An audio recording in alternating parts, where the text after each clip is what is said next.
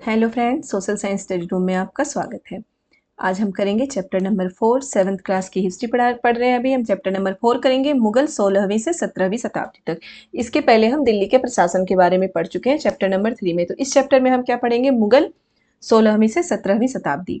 ठीक है, तो इसमें क्या क्या है देखिए। मुगलों के बारे में है कि मुगल कैसे भारत में आए, सबसे पहले मुगल शासक कौन थे भारत में, बाबर, फिर हुमायूं, अकबर। तो इन लोगों के बारे में हमें अच्छे से पढ़ना है इसमें। हम अभी मैं आपको सारा ही बहुत अच्छे से पढ़ाऊंगी। यहाँ से बेटा क्वेश्चन जरूर आता है और कई बार आ चुका है कि मुगल ये जो है ना, देखिए, चंगेज खान के वंशज कहलाना क्यों नहीं पसंद करते थे, या फिर माता की ओर से वो मंगोल थे। शासक चंगेज खान चीन मध्य में करता था।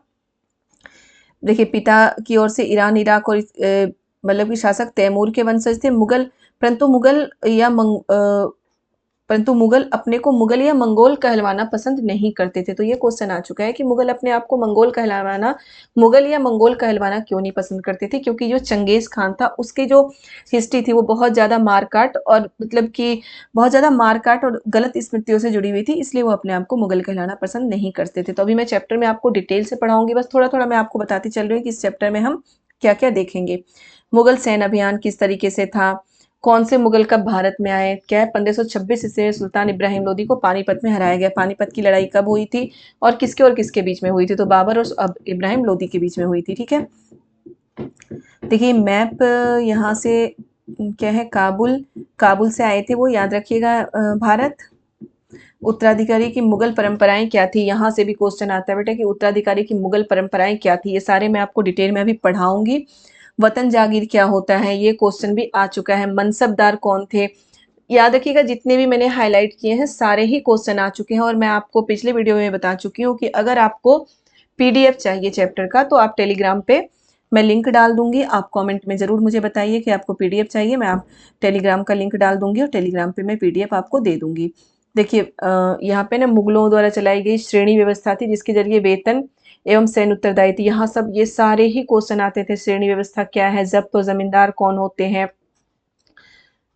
अकबरनामा और आईने अकबरी, यहाँ से भी क्वेश्चन आ चुका है और ये इंपॉर्टेंट है। अकबरनामा और आईने अकबरी, यहाँ से भी क्वेश्चन आता है।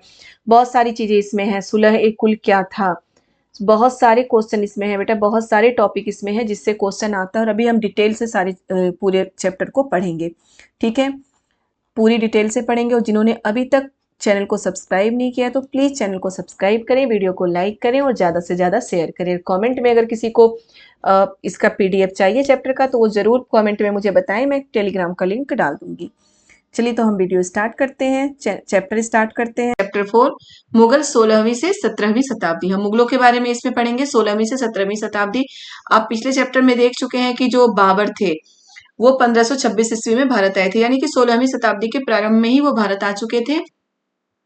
और 17वीं शताब्दी तक उनका भारत पर मतलब बाबर का नहीं, मुगलों का शासन रहा है। पावरफुल शासन, कैसे कैसे उनका जो पावर है वो धीरे धीरे कम होता गया और फिर अंग्रेज आ गए थे भारत। ठीक है, भारत का अंग्रेजों का जब प्रभुत्व भारत पर बढ़ने लगा तो मुगलों का प्रभुत्व धीरे धीरे खत्म होता चला गया। ठीक है, तो चलिए हम देखते हैं। दिल्ली के शासकों के बारे में हम पिछले चैप्टर में पढ़ चुके हैं कि दिल्ली में कौन कौन सा शासक था, किनकी किस तरह से शासन व्यवस्था थी, वो सब हम पिछले चैप्टर में पढ़ चुके हैं। तो चलिए सबसे पहले यहाँ से क्वेश्चन बनता है बेटा। जहां से क्वेश्चन आते हैं मैं वही वही चीजें आपको बता रही हूँ, क्योंकि कहानी पढ़ने से कोई फायदा नहीं है कि कहानी पढ़ के टाइम पास हमें नहीं करना। तो जहां से क्वेश्चन हमारा बन सकता है, आ सकता है, वही चीजें मैं आपको बता रही हूँ। सबसे पहले है मुगल कौन थे। मुगल दो महान शासक वंशों के वंशज थे। माता की ओर से मंगोल शासक चंगेज खान। और याद रखिएगा, जो जो मैं आपको बोल रही हूँ उस पर बहुत अच्छे से सुनिए, वीडियो को कहीं भी स्किप मत करिए, क्योंकि मैं पहले ही बता चुकी हूँ कि जो भी मैं बता रही हूँ इंपॉर्टेंट बता रही हूँ और इसमें कहीं से कुछ भी आ सकता है सीटेट में। ठीक है, माता की ओर से हुए मंगोल शासक चंगेज खान, जो चीन और मध्य एशिया के कुछ भागों पर राज करता था, के उत्तराधिकारी थे। पिता की ओर से वो ईरान, इराक और वर्तमान तुर्की के शासक तैमूर, जिनकी मृत्यु 1404 ईस्वी में हुई थी, के वंशज थे। ऊपर है कि मुगल दो महान शासकों के वंशज थे, यानी कि माता की ओर से चंगेज खान के वंशज थे और पिता की ओर से वो किसके वंशज थे? तैमूर के वंशज थे। परंतु मुगल अपने को मुगल या मंगोल कहलवाना पसंद नहीं करते थे। ऐसा इसलिए था क्योंकि चंगेज खान से जुड़ी स्मृतियां सैकड़ों व्यक्तियों के नरसंहार से संबंधित थी। यही स्मृतियां मुगलों के प्रतियोगितों उजबेगों से भी संबंधित थी। दूसरी तरफ मुगल तैमूर के वंशज होने पर गर्व का अनुभव करते थे। किसके वंशज होने पे गर्व का अनुभव करते थे? तैमूर के वंशज होने पे गर्व का अनुभव करते थे। ज्यादा इसलिए क्योंकि उनके इस महान पूर्वज ने 1398 में दिल्ली पर कब्जा कर लिया था। ठीक है, तो मुगल, यहां से क्वेश्चन क्या क्या बनता है कि मुगल दो महान शासक किसके किसके वंशज थे? सभी दो वंशों के वंशज होते हैं, एक माता की ओर से एक पिता की ओर से। तो उनकी माता किसकी वंशज थी? चंगेज खान की थी, और पिता तैमूर के वंशज थे। तो मुगल क्या है, माता और मतलब मंगोल यानी कि चंगेज खान, मंगोल शासक चंगेज खान और तैमूर दोनों के वंशज थे। लेकिन वो खुद को चंगेज खान के वंशज कहलाना पसंद नहीं करते थे, यानी कि मुगल या मंगोल कहलाना पसंद नहीं करते थे। मुगल क्या कहते थे? मुगल या मंगोल कहलवाना पसंद नहीं करते थे। ऐसा इसलिए था क्योंकि वो चंगेज खान से जुड़ी स्मृतियां, जो चंगेज खान था वो बहुत ज्यादा नरसंहार से जुड़ी स्मृतियां थी। सैकड़ों व्यक्तियों के नरसंहार, यानी कि सैकड़ों व्यक्तियों को मार चुका था। तो इसलिए वो बुरा व्यक्ति मानता था। चंगेज खान को मंगोल बुरा मानते थे, इसलिए उसके वंशज कहलाना वो पसंद नहीं करते थे। वो तैमूर के वंशज कहलाना पसंद करते थे। और इसका रीजन ये था कि तैमूर 1398 में दिल्ली पर कब्जा कर चुके थे, यानी कि बहुत पहले दिल्ली पर तैमूरों का कब्जा हो चुका था। फिर उन्हें यहाँ से जाना पड़ा था, वो चले गए थे, लेकिन दिल्ली पर एक बार वो कब्जा कर चुके थे। तो यहाँ से जो क्वेश्चन बनता है, बिल्कुल पॉइंट वाइज आप लिखते जाइएगा कि मंगोल किसके वंशज थे, किसके किसके वंशज थे मुगल, वो किसके वंशज कहलाना पसंद करते थे? तैमूर के वंशज कहलाना पसंद करते थे। चंगेज खान यानी कि मुगल या मंगोल चंगेज खान के वंशज या मुगल या मंगोल कहलवाना क्यों नहीं पसंद करते थे, और तैमूर के वंशज कहलाना क्यों पसंद करते थे। तो ये सारे पॉइंट यहाँ से बन सकता है, तो इसको आप अच्छे से पढ़ लेंगे। अब उन्होंने अपनी वंशावली का प्रदर्शन चित्र बनवाकर किया। जो मुगल होते हैं उन्होंने अपनी वंशावली का प्रदर्शन कैसे किया था? चित्र बनवाकर। और प्रत्येक मुगल शासक ने तैमूर के साथ अपना चित्र बनवाया था। जितने भी मुगल शासक थे वही सारे किसके साथ अपना चित्र बनवाते थे? तैमूर के साथ अपना चित्र बनवाते थे, क्योंकि वो तैमूर के वंशज होने पर गर्व महसूस करते थे। ठीक है, अब है मुगल सैन्य अभियान। मुगल सैन्य अभियान क्या था? प्रथम मुगल शासक, ठीक है, प्रथम मुगल शासक कौन थे भारत में? बाबर। 1526 से 1530 तक, यानी कि 4 साल तक ये भारत में इनका शासन रहा है। 1494 में फरघाना राज्य का उत्तराधिकार प्राप्त किया था बाबर ने। उसके बाद क्या हुआ था? उस समय वो केवल 12 वर्ष के थे, याद रखिए, उस समय केवल 12 वर्ष के थे। अब आगे देखिए, उसने 1526 में दिल्ली के सुल्तान इब्राहिम लोदी को पानीपत में हराया और दिल्ली और आगरा को अपने कब्जे में कर लिया। तो ये भी क्वेश्चन बनता है बेटा कि मुगलों के पहले शासक कौन थे जो भारत में अपना शासन कर चुके थे? तो मुगल के सबसे पहले शासक बाबर थे, जो 1526 से 1530 तक दिल्ली पर शासन कर रहे थे। और पानीपत की जो लड़ाई थी वो किसके और किसके बीच हुई थी? तो इब्राहिम लोदी और बाबर के बीच में हुई थी। 1526 में जो पानीपत की लड़ाई हुई थी उसमें बाबर इब्राहिम लोदी को हराकर दिल्ली और आगरा पर कब्जा कर चुके थे। ठीक है, पानीपत की लड़ाई से ही दिल्ली और आगरा पर बाबर का कब्जा हुआ था 1526 ईस्वी में। याद रखिएगा, इब्राहिम लोदी को हराकर। अब आगे है उत्तराधिकार की मुगल परंपराएं। हम जैसे कि जानते हैं हम कि जो पहले के राजा महाराजा या फिर जो भी होते थे, शासक वर्ग होते थे, वो क्या करते थे? जो उत्तराधिकारी यानी कि उनका जो ज्येष्ठ पुत्र यानी कि जो बड़ा पुत्र होता था, सबसे बड़ा बेटा होता था, उसे ही उत्तराधिकारी माना जाता था। राजा के बाद वही सबसे बड़ा बेटा राजा बनता था, ज्येष्ठ पुत्र राजा बनता था। तो ये था, मुगल ज्येष्ठाधिकार के नियम में विश्वास नहीं करते थे, जिसमें ज्येष्ठ पुत्र अपने पिता के राज्य का उत्तराधिकारी बनता है। लेकिन मुगल का क्या था? वो ये ज्येष्ठाधिकार के नियम में विश्वास नहीं करते थे। उनके पास मुगलों के शासन में या फिर उनकी परंपराओं में ऐसा नहीं था कि सबसे बड़ा पुत्र ही शासक बनेगा, बल्कि उनके साथ क्या था? इसके विपरीत उत्तराधिकार में वे सहदायात की मुगल और तैमूर वंशों की प्रथा को अपनाते थे, जिसमें उत्तराधिकार का विभाजन समस्त पुत्रों में किया जाता था। जो अभी है, अभी उत्तराधिकारी अधिनियम क्या है? मतलब संपत्ति का अधिकार अभी क्या है? तो अभी तो संपत्ति के अधिकार में पुत्रियों यानी कि लड़कियों को भी अधिकारी माना जाता है, लड़कियों को भी दिया जाता है अधिकार, हक दिया जाता है। लेकिन उस समय क्या जो उत्तराधिकार का नियम क्या था कि पुत्रों को, मुगलों में क्या था कि जो उनके पुत्र होते थे, सभी पुत्रों में 4, 5, 10 जितने भी पुत्र हों, सभी पुत्रों में उनके जो भी रियासत होते थे, जो भी उनके अधिकार क्षेत्र होते थे, सभी को बराबर बराबर बांटा जाता था। ठीक है, ये थे मुगल के उत्तराधिकार अधिनियम, जिसे क्या क्या बोला गया है, सहदायात, कि मुगल और तैमूर वंश दोनों इसी परंपरा को, तैमूर वंश भी इसी परंपरा को मानते थे और मुगल भी इसी परंपरा को मानते थे। इसे क्या बोला गया था, सहदायात बोला गया था। ठीक है, जिसमें सभी पुत्रों में, मतलब उत्तराधिकार का विभाजन समस्त पुत्रों में होता था, जितनी भी संपत्ति होती थी सभी पुत्रों में बराबर बराबर बांट दिया जाता था।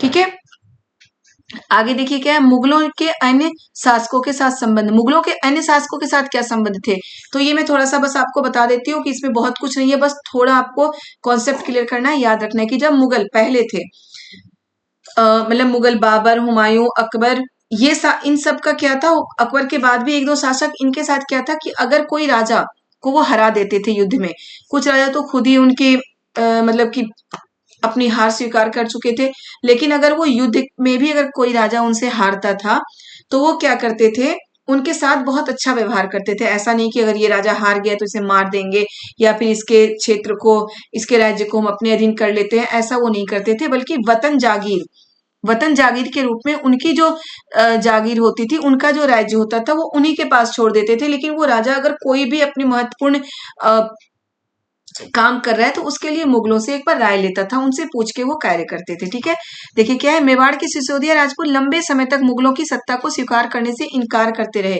परंतु जब वो हारे तो मुगलों ने उनके साथ सम्माननीय व्यवहार किया और उन्हें उनकी जागीरें, वतन, जागीरें क्या होती, वतन जागीर के रूप में वापस कर दी। पराजित करने परंतु अपमानित करने के बीच सावधानी से बनाए गए संतुलन की वजह से मुगल भारत के अनेक शासकों और सरदारों को अपना प्रभाव बढ़ा पाए। इसीलिए मुगल जो अकबर होते हैं उन्हें महान शासक बोला जाता है, क्योंकि वो अगर कोई राजा उनसे पराजित हो जाता था तो उन्हें वो अपमानित नहीं करते थे।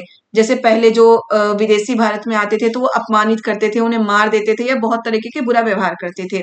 लेकिन मुगल ऐसा नहीं करते थे, वो क्या करते थे, जो उनकी हारी हुई जागीर होती थी वो उन्हें वापस कर देते थे वतन जागीर के नाम से। अब है मनसबदार और जागीरदार। ठीक है, मनसबदार और जागीरदार कौन थे, मुगलों की सेवा में आने वाले नौकरशाह मनसबदार कहलाता था। याद रखिएगा, जो महत्वपूर्ण पॉइंट है बस वही मैं बता रही हूँ कि मनसबदार कौन थे, मुगलों की सेवा में आने वाले नौकरशाह, यानी कि जो नौकरशाह मुगलों की सेवा करते थे उसे हम क्या बोलते हैं, मनसबदार कहलाता था। मनसबदार शब्द का प्रयोग ऐसे व्यक्तियों के लिए होता था जिन्हें कोई मनसब यानी कोई सरकारी हैसियत प्राप्त थी। मनसब किसे बोला जाता था, सरकारी हैसियत को। ठीक है, तो मनसबदार शब्द का प्रयोग ऐसे व्यक्तियों के लिए किया जाता था जिन्हें कोई मनसब या कोई सरकारी हैसियत प्राप्त होती थी, या मुगलों के द्वारा चलाई गई श्रेणी व्यवस्था, जिसके जरिए पद, वेतन एवं सैन्य उत्तरदायित्व निर्धारित किए जाते थे। पद और वेतन निर्धारित जात की संख्या पर निर्भर होता था। जात की संख्या जितनी अधिक होती थी, दरबार में अभिजात की प्रतिष्ठा उतनी ही बढ़ जाती थी और उनका वेतन भी उतना ही बढ़ जाता था। जात यहाँ व्यक्ति को बोला जा रहा है। ठीक है, जात यहाँ किसे बोला जा रहा है, व्यक्ति को बोला जा रहा है ना। जात की संख्या जितनी अधिक होती थी, दरबार में सैन्य उत्तराधिकारी, मतलब कि जितनी ज्यादा सेनाएं होती थी उतना ज्यादा दरबार में उनकी प्रतिष्ठा बढ़ जाती थी। जो सैन्य उत्तरदायित्व मनसबदारों को सौंपे जाते थे उन्हीं के अनुसार उन्हें घुड़सवार रखने पड़ते थे। ठीक है, अब जितने सेना उनको सौंपे जाएंगे उन्हीं के अनुसार उन्हें घुड़सवार रखने जाते थे। अब मनसबदार अपने सवारों को निरीक्षण के लिए लाते थे। वे अपने सैनिकों को के घोड़ों को दगवाते थे, यानी कि सैनिकों को घोड़ों को दगवाते थे पहचान के लिए। ठीक है, एवं सैनिकों का पंजीकरण करवाते थे। इन कार्रवाइयों के बाद ही उन्हें सैनिकों को वेतन देने के लिए धन दिया जाता था। अब क्या होता था, जो मनसबदार थे सैनिकों के घोड़े जो होते थे उन्हें दगवाते थे उनकी पहचान के लिए और सैनिकों का पंजीकरण करवाते थे। इन कार्रवाइयों के बाद ही उन्हें सैनिकों को वेतन देने के लिए धन दिया जाता था, यानी कि राजा से उन्हें वेतन देने के लिए धन तभी मिलता था जब वो घोड़ों को दगवा चुके हों और सैनिकों का पंजीकरण करवा चुके हों। मनसबदार अपना वेतन राजस्व एकत्रित करने वाली भूमि के रूप में पाते थे, जिन्हें जागीर कहते थे और जो तकरीबन इक्ताओं के समान नहीं थे। इक्ता हम पिछले चैप्टर में पढ़ चुके हैं, तो इक्ताओं के समान थी। ठीक है। क्या है, मनसबदार अपना वेतन राजस्व एकत्रित करने वाली भूमि के रूप में पाते थे। जो राजस्व उनका वेतन किस तरह मिलता था, राजस्व एकत्रित करने वाली भूमि से। उन्हें कोई पैसा नहीं मिलता था, जहां से राजस्व, जहां से कर इकट्ठा कर सकते हैं वैसी भूमि से भूमि मिल जाती थी उन्हें कि यहाँ से आप राजस्व इकट्ठा कर सकते हैं। यही उनका वेतन था, जिन्हें क्या बोला जाता था, जागीर बोला जाता था। ठीक है। मनसबदार को जो भूमि दी जाती थी राजस्व इकट्ठा करने के लिए, उसे क्या बोला जाता था, जागीर बोला जाता था। अब देखिए हम आगे देखते हैं, जब्त और जमींदार। मुगलों की आमदनी का प्रमुख साधन किसानों की उपज से मिलने वाला राजस्व था। पहले भी हम पढ़ चुके हैं कि जो राजा होते थे उनके जो आमदनी का प्रमुख साधन क्या होता था, राजस्व ही होता था। किसानों की जमीन से मिलने वाला राजस्व था उनका प्रमुख साधन।